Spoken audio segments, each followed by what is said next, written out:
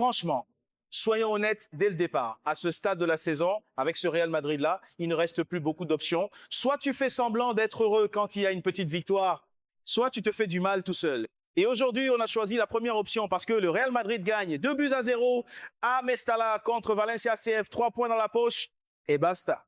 Mais ne nous mentons pas. Ce n'est pas une victoire qui apaise, c'est une victoire qui anesthésie. Tu la prends, tu la ranges, tu continues ta route sans vraiment vibrer. Et c'est peut être ça le plus inquiétant. Le Real Madrid est en train de devenir une équipe normale, une équipe lambda. Et le pire, ça ne choque même plus. Avant le coup d'envoi, il y avait pourtant de quoi être curieux. 3 absents majeurs, Vinicius Junior, Rodrigo, Jude Bellingham, 3 piliers offensifs en moins. Et forcément, une question, comment ce Real Madrid allait s'organiser sans eux? Quelle idée allait sortir du chapeau de Álvaro Arbeloa? Beaucoup s'attendaient à voir Kylian Mbappé excentré à gauche pour compenser l'absence de Vinicius avec Gonzalo Garcia seul en pointe. Logique sur le papier, finalement non. Ce sera un 4-4-2, Mbappé et Gonzalo devant, un choix qui très vite va montrer ses limites parce que ce match, dès les premières minutes, raconte exactement la même histoire que les précédents. Un Real Madrid lent, prévisible, sans intensité, sans mouvement.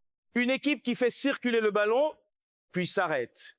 Une passe, un contrôle, et on regarde autour. Personne ne dédouble. Personne n'attaque l'espace. Personne ne prend le risque. Et là, on touche au cœur du problème. On a longtemps expliqué les difficultés créatives du Real par la présence ou l'influence de Jude Bellingham. Aujourd'hui, il n'est pas là. Et pourtant, au milieu, c'est encore pire. Eduardo Camavinga, Federico Valverde, Aurélien Tchouaméni, Arda Güler, beaucoup d'énergie, oui, de la récupération, oui, mais de la création, presque rien. C'est un peu comme une équipe qui empile les récupérateurs en se disant que forcément, à un moment, la magie va surgir. Sauf que la magie, ça se travaille. Et là, personne ne semble vouloir prendre le ballon pour casser une ligne. Gonzalo Garcia, lui, air devant, fantomatique, peu servi, presque isolé. C'est pas lui tomber dessus que de le dire, ce système ne le met pas en valeur. Et pendant ce temps, Mbappé décroche, tourne, compense, se déplace partout, parfois jusqu'à marcher sur les zones de Gonzalo. Non pas par ego, mais par nécessité. Parce que quelqu'un doit bien essayer quelque chose. Sauf qu'un attaquant, aussi fort soit-il, ne peut pas crier seul pendant 90 minutes avec un milieu aussi stérile. Alors oui, Valence n'a pas été dangereux, 0 tir cadré pendant une grande partie du match. Et oui, défensivement, le Real Madrid a tenu, solide même. Raúl Asensio, Dean Huijsen et les jeunes ont répondu présent. C'est même un défenseur, Fran Garcia, qui va débloquer la situation sur une action individuelle. Mais est-ce normal que ce soit encore une fois un exploit isolé qui sauve le match? Est-ce normal que le Real Madrid donne l'impression de jouer chaque rencontre comme une équipe du milieu de tableau qui espère un éclair pour s'en sortir? Dans la suite, on va entrer dans le détail. Pourquoi ce milieu pose autant de problèmes? Pourquoi ce type de victoire divise les supporters? Bah, c'est surtout ce que ce match dit vraiment du Real Madrid actuel et de ce qu'il attend très bientôt. Parce que ce match-là, au fond, ne se résume pas au score, il se résume au ressenti. Et c'est là que la fracture est en train de se créer chez beaucoup de supporters du Real Madrid. Aujourd'hui, si tu critiques le contenu, on te tombe dessus, on te traite de faux madrilène, comme si aimer le Real Madrid, c'était uniquement regarder le tableau d'affichage à la fin, comme si vibrer, analyser, exiger, c'était devenu un luxe. Mais soyons sérieux 2 minutes. Être supporter, ce n'est pas être un comptable des points. Ce n'est pas se lever un week-end, s'asseoir devant sa télé pendant 90 minutes, s'ennuyer ferme, et accepter ça sous prétexte que l'essentiel, c'est la victoire. Le football, surtout à Madrid, c'est censé provoquer quelque chose. Une émotion, une tension, une domination. Là, il n'y a rien de tout ça. Revenons au terrain. Après l'ouverture du score signé Fran Garcia, Valencia CF commence logiquement à se découvrir. Il tente d'égaliser. Il frappe même le poteau. Et là, pendant quelques secondes, tu te dis, voilà, c'est typiquement le genre de match où on peut encore se faire punir. Parce que malgré l'avantage, le Real ne contrôle rien. Les changements arrivent, Brahim Diaz entre, Trent Alexander-Arnold aussi. Et pour une fois, un changement fait vraiment la différence. Brahim casse enfin une ligne, il joue vers l'avant, il accélère. Et sur une transition propre, il sert Kylian Mbappé qui termine parfaitement. 2-0, match plié. Et c'est là qu'il faut être juste. Sur ce match précis, Mbappé n'a pas grand-chose à se reprocher. Il a bougé, il a proposé. Il a fini quand il fallait finir. Mais lui demander plus. Dans ce contexte, ce serait malhonnête. Aucun attaquant au monde ne peut briller durablement avec un milieu aussi pauvre créativement. Et c'est là que le vrai débat commence. Aujourd'hui, le Real Madrid n'a plus de numéro 10, plus de cerveau offensif au milieu. On a empilé des profils hybrides, des joueurs capables de récupérer, de courir, de tacler. Mais quand il faut penser le jeu orienté, créé entre les lignes, il n'y a personne. On dirait que tout le monde est devenu une version défensive de Jude Bellingham, beaucoup d'impact, peu d'imagination. Ce n'est pas une question de forme, c'est une question de profil. Et tant que ce problème ne sera pas réglé, chaque match ressemblera à celui-ci. Laborieux, fermé, dépendant d'un exploit individuel ou d'un défenseur qui monte. La victoire est là, oui. Les 3 points sont là, oui. Mais la dynamique, le jeu, la grinta, tout ça a disparu. Et attention à ce qui arrive parce que le prochain rendez-vous, c'est pas un match tranquille, c'est Real Sociedad. Une équipe en confiance, solide, organisée, invaincue sur ses derniers matchs. Une équipe capable de te punir si tu joues avec autant de mollesse. Ce match-là dira beaucoup, pas sur le classement, mais sur l'identité réelle de ce Real Madrid de version actuelle. Dans la suite, on va voir comment lire ce genre de victoire sans se mentir, pourquoi exiger du jeu n'est pas être anti-Real et surtout ce que ce Real Madrid peut ou ne peut plus espérer cette saison. Parce qu'au final, c'est là que tout se joue dans la lecture qu'on fait de ce Real Madrid. Et il y a 2 façons de regarder ce genre de victoire. La première, c'est la plus simple. Tu regardes le score, tu regardes le classement, tu te dis, on est encore au contact du Barça, donc tout va bien. Rideau.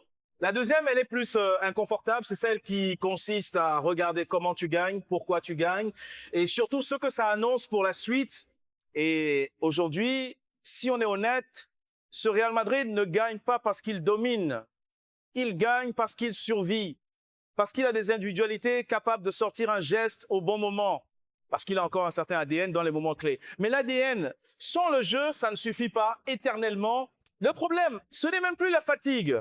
C'est même plus l'absence de Vinicius ou de Bellingham. Le problème, c'est que collectivement, cette équipe n'a plus de repères offensifs clairs. On ne sait plus comment elle veut attaquer. On ne sait plus quel circuit elle privilégie. On ne voit plus de mécanismes répétés. Et c'est pour ça que beaucoup de supporters ressortent de ces matchs frustrés, presque coupables de l'être, comme si demander du jeu, demander de l'intensité, c'était être ingrat. Comme si le Real Madrid devait se contenter de gagner à l'italienne, contre n'importe qui, n'importe comment. Mais attention, ce discours-là, c'est exactement celui qu'on tient avant les grosses désillusions. Celui qu'on entend juste avant les matchs couperés en Ligue des Champions, quand tu tombes sur une équipe structurée, agressive, sûre d'elle, et là, les limites explosent au grand jour. Parce que ce milieu-là, tel qu'il est aujourd'hui, ne peut pas contrôler un match de haut niveau. Il peut résister, il peut gratter, il peut subir, mais il ne peut pas imposer son tempo. Et c'est pour ça que parler de recrutement n'est pas un caprice, ce n'est pas être impatient, c'est juste être lucide. Le Real Madrid a besoin d'un joueur capable de penser le jeu, pas forcément une star médiatique, mais un profil qui demande le ballon entre les lignes, qui oriente, qui casse le pressing par la passe. Aujourd'hui, ce joueur n'existe pas dans l'effectif. Alors oui, on prend les 3 points.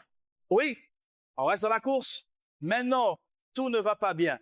Et c'est précisément parce qu'on aime ce club qu'on le dit. Parce que le Real Madrid, ce n'est pas censé être une équipe qui gagne en silence, sans émotion, sans frisson. Ce club-là s'est construit sur autre chose. La vérité, c'est que le prochain match sera un vrai révélateur. Pas parce qu'il est décisif au classement, mais parce qu'il dira si cette équipe est capable de hausser son niveau quand l'adversité monte d'un cran. Ou si elle continuera à naviguer à vue en espérant que quelqu'un, quelque part, fasse encore la différence, on en saura plus très vite. En attendant, dites-moi ce que vous avez ressenti devant ce match.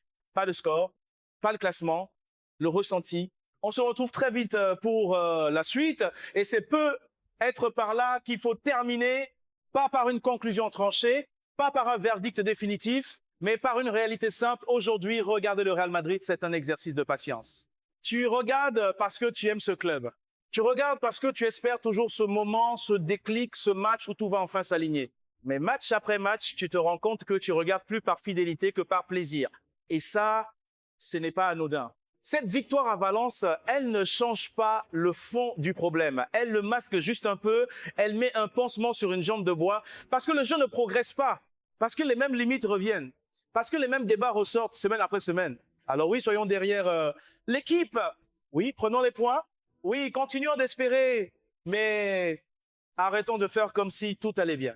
Arrêtons de culpabiliser ceux qui analysent, ceux qui critiquent le contenu, ceux qui veulent vibrer devant leur télé. Exiger du jeu, ce n'est pas trahir le Real Madrid, c'est le respecter.